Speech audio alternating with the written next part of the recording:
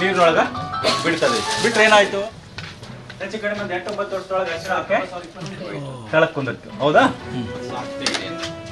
ಯಾಕೆ ಎಲ್ಲರೂ ಟೈಮ್ನಾಗ ಆಗ್ತಾರೆ ಅಂದ್ರೆ ಯಾಕೆ ಹೇಳ್ತೀನಿ ಅಂತಂದ್ರೆ, ಎರಡು ಜಾಗದಲ್ಲಿ ಬದುಕೋ ಕೆಪಾಸಿಟಿ ಜಾಸ್ತಿ ಇರುತ್ತೆ ಆ ಸೂಕ್ಷ್ಮ ಜಂಟ್ಲಿಗಿಂತ.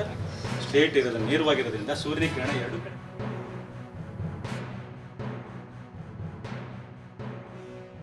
ಅನುವಾಯಿತು ಈ ಕಾರ್ಯಕ್ರಮದಿಂದಾಡಿ.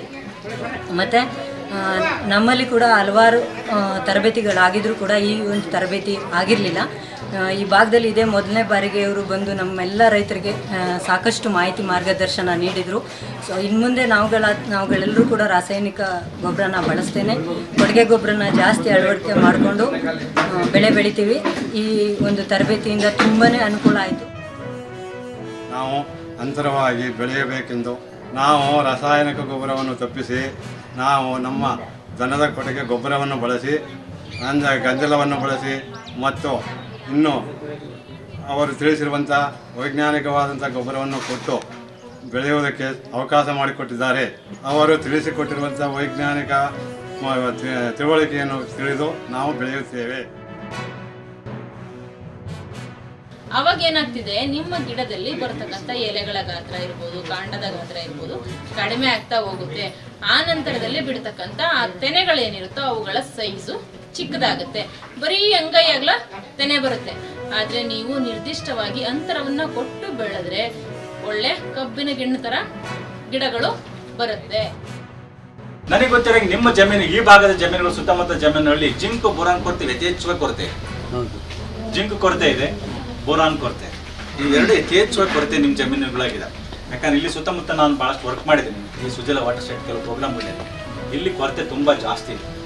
ಆಗಿರೋದ್ರಿಂದ ಕೆಲವು ಬದಲಾವಣೆಗಳು ನೀವು ಮಾಡ್ಕೊಳ್ಳೇಬೇಕಾದ ಅವಶ್ಯಕತೆ. ಆ ದೃಷ್ಟಿಯಿಂದ ಮಣ್ಣು ಪರೀಕ್ಷೆ, ನೀರು ಪರೀಕ್ಷೆ ಎರಡೂ ಭಾಳ ಕೃಷಿಯೊಳಗೆ ಭಾಳ ಪ್ರಾಮುಖ್ಯ.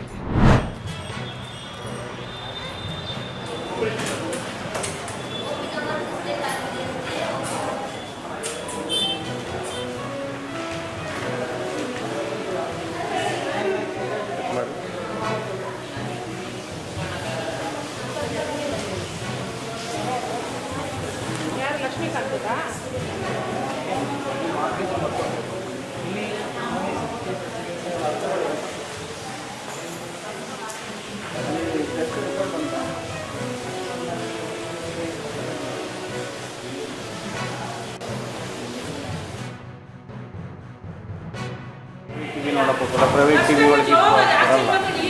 ಅಲ್ಲ, ಚೆನ್ನಾಗಿ ಟಿವಿ ನೋಡೋಕ್ಕೆ ಗೊತ್ತಾಗ್ತೈತೆ. ಎಲ್ಲ ನಾವು ಬಸ್ ಸ್ಟ್ಯಾಂಡ್ಗಳಲ್ಲಿ, ಆಸ್ಪತ್ರೆಗಳಲ್ಲಿ ಈ ಯೋಜನೆದ ಅಡ್ವರ್ಟೈಸ್ಮೆಂಟ್ಗಳು ಎಲ್ಲ ಕಡೆಯೂ ಸಿಗ್ತವೆ. ಓದಬೇಕು, ನೋಡಬೇಕು, ಎಚ್ಚರಗೊಳ್ಬೇಕು. ಈ ಯೋಜನೆಯಿಂದ ನಮಗೆ ಒಂದು 30,000-40,000 ಉಳಿಯುತ್ತೆ. ಉಚಿತ ಚಿಕಿತ್ಸೆ ಎಲ್ಲ ಬಡವ ಮಕ್ಕಳಿಗೂ ಇಲ್ಲಿ ಉಚಿತವಾಗಿ ಆಯುಷ್ಮಾನ್ ಹೋಗಿಲ್ಲ.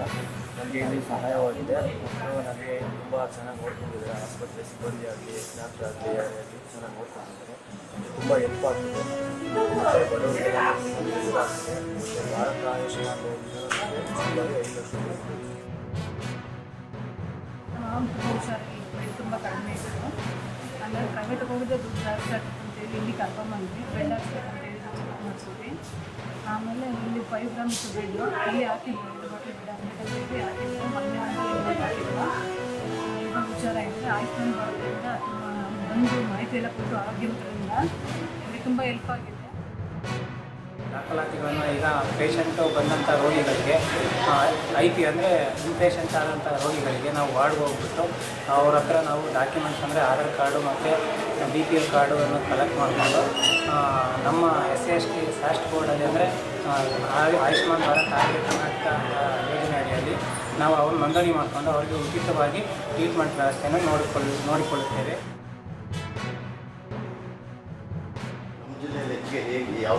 ಇದು ಎಲ್ಲ ಜಿಲ್ಲೆನಲ್ಲೂ ಎಲ್ಲ ಕಾಯಿಲೆಗಳಿಗೂ ಅನ್ವಯಿಸಬೇಕು ಅನ್ನೋದೇ ಸರ್ಕಾರದ ಗುರಿ ಇದರಲ್ಲಿ.